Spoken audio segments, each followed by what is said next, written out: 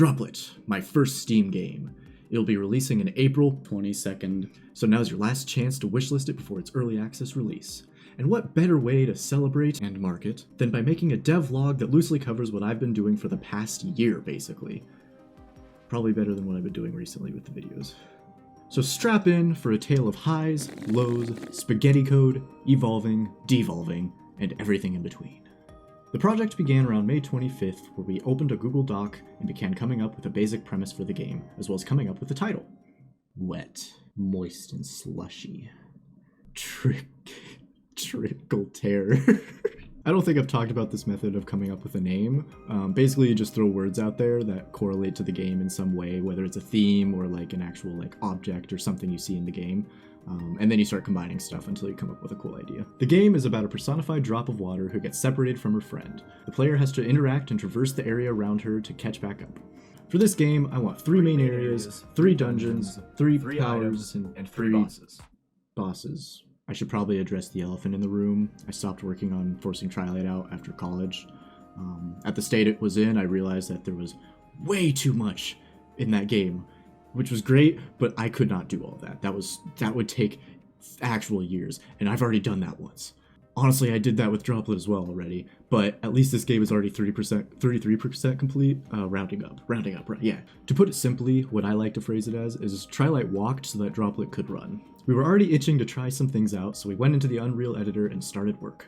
I messed around with the game's scale to get a feel for how big and small things would be, as well as worked on a few simple mechanics, and Kirite, one of the friends that is working on this project, began work on materials and shaders, which made the game look from this to this. With a basic idea of the style, gameplay, and story, I began work on the character. Since most of the mechanics revolved around the player itself, I figured it was best to get that finished before anything else. So, one of the concept artists created the orthographic, and I then began 3D modeling it from there. Although the characters are fairly simple, I am very proud about the fact that I can convert a concept into 3D form. I definitely feel like it's one of my strong suits. It kind of makes me wish I could do both, honestly. I just don't like it. I imported the model into the game until I was happy with it, and then began work on emotions so I could give her facial reactions, which have sliders to make her look like this. That way, I can do this. I then rigged the character and began animations as I needed them throughout the game's progress, which does bring up a good point as to why I'm so bad at devlogs. One moment I'll be coding some random game mechanic, and then suddenly the next photo will just be me like working on an environment, and then suddenly I'll be back to the game mechanic again. It's very annoying. It took like forever to just sift through all this footage to make it somewhat cohesive for this devlog. After her character creation, I began working on her abilities. Each power has a basic projectile mechanic, water being default. For the first power, we have mud. Mud projectiles can weigh things down as well as stick to surfaces. Here's ice, which allows you to shoot projectiles and use them as platforms. And cloud, where you can use yourself as the projectile.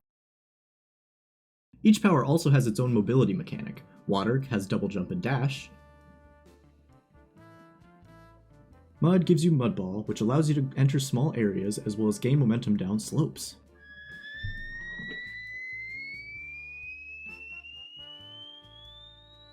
Ice allows you to slow down time and traverse areas that you normally wouldn't be able to. And finally cloud again, which makes you intangible so you can go through certain surfaces. Now that we got all the power mechanics fleshed out, let's start blocking out the beginning area of the game. Hold on. Before we get into that, I just want to say at this point in the project's progress, I was feeling great about the ideas and interactions between powers and abilities. As of right now with the early access, the showcase of the game is mud. Eventually in the future there will be more introductions to ice and cloud, but for now it's mainly just that. For now you still have access to all the powers, there just won't be as many puzzles that combine the powers quite yet. You're done? As I was saying, the backyard. This serves as a tutorial section for the game in a way. Basically, you get acquainted with all the power-ups and how to use them. I started making the basic layout as well as the first main landmark, a playground. Seems simple enough. That's what you'd think, but I then proceeded to make the most excruciatingly painful mechanics in the game right off the bat. Not even the boss of this game gave me that much trouble. These mechanics were the weighable pulley system and the mud ramps. The first method used for the weighted pulley system was using splines and meshes to move the rope around. However, due to the construction script being an absolute pain, as well as having to update the splines and meshes every tick as it's moving, it was not a very effective option. To put it simply, didn't work. If it did, it visually wouldn't look good and was laggy. So what better solution than to luck out and find one that I could use in a random project that was for free, and then modify it to make it my own. The only downside to this is that visually the rope doesn't really move, and if it did, it would just stretch and contract the material as well. I figured this one looked better. Otherwise, it works perfectly and doesn't really lag. I don't have an exact time frame, but I know this took a really long time to implement, and I know it nearly destroyed the sanity of Bopple, someone else who's working on the project. And he and Curite were also learning Unreal for the first time, which I gave Bopple the pulley system and Curite the mud ramp system. I'm a good leader. While progress was slowly being made, I was working on other various mechanics, such as the swing, as well as mechanics for the ice powers, such as matches, push blocks, an ice machine, and a ceiling fan. How did these all correlate? Find out by playing the game. I then started working on an outdoor bar to populate these things with, which is a perfect segue to continue ignoring the pulley and mud ramp and talk about more level design. So we have two main sections, a top and bottom half with the playground and bar populating each by a stone divider. For the cloud power's involvement, I wanted to add something up higher, so I added a pergola. That's what it's called. Designed the house itself in the back, and designed a tree, which I'm very good at. Look at this tree, it's very tree. Can someone else do the tree for me, please? Next is the tutorial phase of the map, which happens before the backyard, which has been tweaked a lot. Most of the time, it involved adding more to the tutorial section because a lot of it was just, here, do this. Okay, you've mastered it. Now put it into practice way sooner than you should be ready for. Most of that has been fixed, and the last beta tester to have tested this managed to get through this river section first try, while many of the beginning testers could not do it after many attempts. So I think it's good, but if you still struggle with this river section at the beginning, I'm sorry. Some more small mechanics that were made during this time were things like flower platforms, a checkpoint / saving / healing system, some tooltips for learning how the abilities and powers work, as well as some other small things like throwing matches. A basic UI for save files, looks gross, it gets better later, I swear. Options for controls and graphics, and initial particles and sounds for things like the footsteps. Going back to the powers and abilities, I started adding more combinations for how they could interact with each other, as well as fleshing them out so they actually, worked. I also modified and fixed projectiles a lot as seen by this list. Read this if you want, it's a lot of stuff.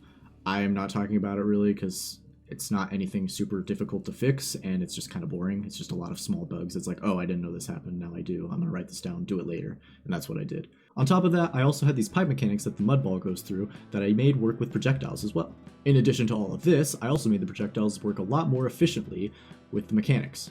Here you can see some before and after clips of why I'm just so good. This felt like a pretty big step towards just getting better in general.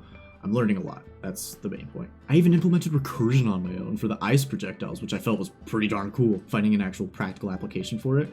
Basically, the projectiles can hit into each other, and if one of them breaks, it needs to know that the next one also needs to break, and so on. Another major mechanic involved making water. I definitely blocked out a lot of bad memories for making this one. There were a lot of things that went wrong. I'll just go over some general basic issues and leave it at that. Let's say I know painstakingly well how collision responses work now, as well as how painful collision on splines is. Want to use this overlap to get the specific component? Too bad, this doesn't work. You have to get the entire actor. What? You need to get the camera so you can add an underwater filter when only the camera's under the water? No, you don't. Why would you want that? After some testing and interactions with the water, it works pretty well.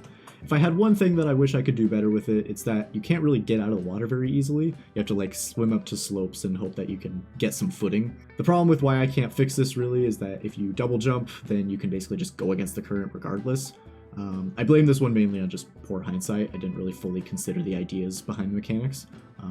It also gives me a lot of respect for people that actually can do water physics and mechanics well, because it's tough. Back to some more level design. Next, we'll cover the dungeon. As usual, I started with a basic blockout. This allowed me to figure out the layout of the building, make it all connect in different ways, as well as figure out what kind of puzzles I wanted to include. After that, I got started on the first room, and as I was building it, I realized that my blockout was honestly very small and didn't leave a lot of room for ambience. So as I started building it out and finalizing it, I started making it a lot bigger so that it looked a lot cooler. And I gotta say, for the first room, I think I did a pretty good job at nailing the atmosphere. I wanted to make each area have a different sort of feel and vibe to it, so there's a lot of variety as well in the cave. For the main area, I used a lot of grays and big smooth rocks. Next, there's a crystal room with a lot of blues and rounded rock floors. Next is my least favorite room, the pipe room. It doesn't look bad, and mechanically it's pretty fun, but I feel like it's probably the most uninspired room that I worked on. Even during the blockout phase of this, I was struggling to envision how it was going to work and look, so I did the best I could. And finally, the dark room. Visually, you can't really see anything. And man, this was a pain to build for the fact that you can't see anything. Basically, it involves a lot of these pillars. I wanted to do like a basalt type of look, and I placed each one of these by hand. By the time I got halfway through, I was very sick of it, realizing that this was a terrible idea and I should have figured out a way to automate it. But by that point, I was like, I'll just bear with it and get through it the rest of it. It wasn't worth it at that point. But future me, I am definitely going to figure out a way of automating something like that in the future, and I'm not going to do that again. Let's cover the other characters of the game, Droplette and the Cloud antagonist. Same as Droplette, I got the concept art for Droplette and began work on 3D modeling it. The boy Droplette was a bit harder to figure out how he should look because we didn't know what kind of hairstyle to give him that made him still look like a boy. And if we just didn't give him hair and made him look like this, feels kind of cursed. With that made, I was able to save a lot of time by reusing the same skeleton that Droplette uses, which actually comes in handy because I can reuse the animations as well. For the Cloud antagonist, I was on my own with creating a concept on this. It went differently, and he may change in the future as things progress. It did give me plenty of time to work on making different clouds for the game that actually looked good though. Lots of iterations were made before I made these clouds actually look good. I find that I have this consistent situation where basically I will make something, I'll hate it, find a tutorial on how to make something, hate that because it doesn't fit my game, and then do a combination of both where I use what I've learned and use what I tried making and combine them together to make something fabulous. With the intro scene looking good, I started working on some cutscenes. And can I just say, wow, it gives me a lot of respect for the people that can just do this for their job. I can understand creating the animation itself, being like, oh, this is how this would look, this is how I want this to look, I'll animate it this way. But actually doing that non-stop for like days on end, it just feels so tedious. Like doing the hair animation is just like, ugh, it's just an extra thing to do each time. It's not like creative or anything. It's not unique in any way. It's just hair. It's just, oh, make it follow the physics. And honestly, I probably should just use like a physics rig thing that has like a ragdoll physics for specifically just the bangs, which I actually talk about later. And who knows, maybe I will change that later depending on how things go. I just hate wasting all that time working on the hair and having it become useless. But getting back on track, I can't do this stuff for more than like 10 minutes at a time. And these characters are freaking the most basic of basic. How? How do you do that with like a complex character? That's crazy. With the final edition of the loading screen, the intro of the game was basically fully complete. So now I think is a good time to talk about the boss. I was messing around at first, and it turns out you can actually import Minecraft models. So I did that because it was fun. Yes, that's King Zora with Ganon arms. Pretty cool, pretty cool. Anyways, with some concepts made by the concept artist to pick from, we landed on this for the mud boss. This concept was done on short notice, so I had to take a lot of liberties because a lot of the things weren't quite scaled right, so I just had to pick what looked best and wing it from there, basically. I think it looked pretty good, though. Before the model was made, I actually already went into a Google Doc and figured out all the game mechanics for how the boss would fight and how you would damage it. That way I knew what was needed from the concept artist for the actual concept itself. Some of the examples being that it needed a flat surface on top to stand on, such as the helmet, and it needed to be able to switch between arms for attacks. An aesthetic I also wanted him to have, since he was muddy, was that he was dripping. So I did this. Now what does that have to do with making him drippy? I tried a multitude of ways for getting drips to fall off of him, from the runner-up being a particle system, which I converted from a tentacle tutorial to mud drips. See the resemblance? They're the same, I swear. The problem with this was that the collision was unreliable and didn't even work with the skeletal mesh collision anyways. So the best solution I could come up with was manually modeling each drip and rigging it up with a skeleton. Every single drip has 2 bones to it. Actually, I think 3. Wow, that's rough. Finally, I selected each one of these bones and enabled physics for Ragdoll, which is when I actually learned that you could do this. And here is the result.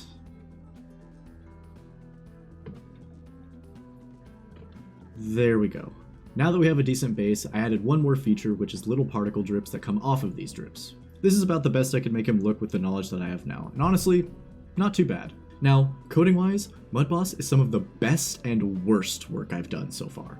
This is where I learned to use timers in a large scale. I did know about them before, but usually I would just use delay nodes, and if I did need to use timers, I would replace them.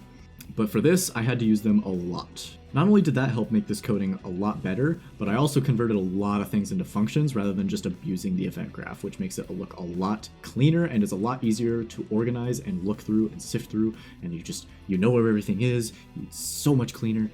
Basically, I prefer doing my code this way now instead of what I did before. I really need to do this to Droplette. The code looks just so much. The reason this is also some of my worst work is because of the modular cutscenes that are required in this fight. Initially, I was trying to use level sequences, but I didn't know how to actually implement the modularity, like giving the camera a different transform and rotation. Transform includes rotation, I don't know why I said that. As well as different objects that needed to be interacted with depending on the cutscene. So I basically did it via blueprints, and it ended up looking like this. It's my first time doing something like this, so I pretty much did it probably the worst way possible. I will do better from here on, I swear. After implementing the timer system, implementing the actual attacks was fairly easy. It reminded me a lot of when I was working on the Legend of Zelda map and made the Bongo Bongo boss. And thus, it was complete. Don't get me wrong, this was all very fun, but it was also very time consuming. Just because I didn't have that hard of a time with it doesn't mean it didn't still take a long time to do. As for any remaining noteworthy things to talk about, dev tools are very nice. Being able to switch freely between powers whenever is super nice, as well as having collisions that modify your speed and jumping power, and even just simple things like being able to teleport wherever you want. Turns out I actually found that there's a console command that's just called teleport that teleports you to wherever you're looking at, so in development builds of the game it's like super easy to just use that as well. There are also some collectibles and cheats that are found throughout the game if you can find them, which give you cool cosmetics and abilities throughout the game. Additionally, there are some parkour time trials for you speedrunners out there. There are 4 total currently, which give you an extra health if you complete them all.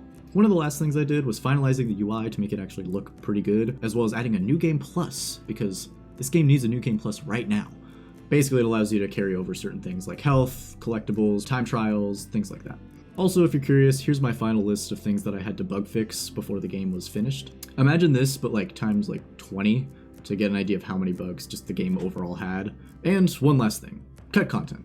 Didn't really know where to put this, so I'm just gonna tack it on at the end, because why not? To teach you about health and respawning, I was just gonna strike the player with lightning and kill them, because I thought that was funny. It's gonna be more of a troll type game at first. At one point, ammo was actually tied to your health, so if you shot projectiles or double jumped and dashed, you would actually become more vulnerable.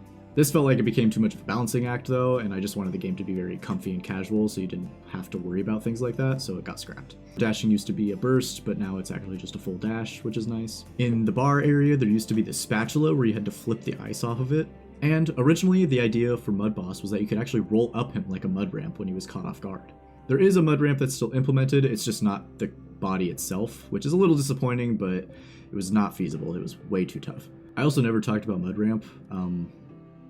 It's jank. I'm not very good at math. I made Kirite do it. I'm a good leader. And with that, the early access version of the game is ready, so I hope you are interested in playing it. And I gotta say, I'm honestly pretty proud of it. I wanted to make this something that I could use as a main portfolio piece so that I can start job hunting after this is released. And I definitely think this game has given me the confidence to do so now. But with that, that is everything that I want to talk about in this devlog. Hope you enjoyed, and hope you decide to get Droplette and play it for yourself.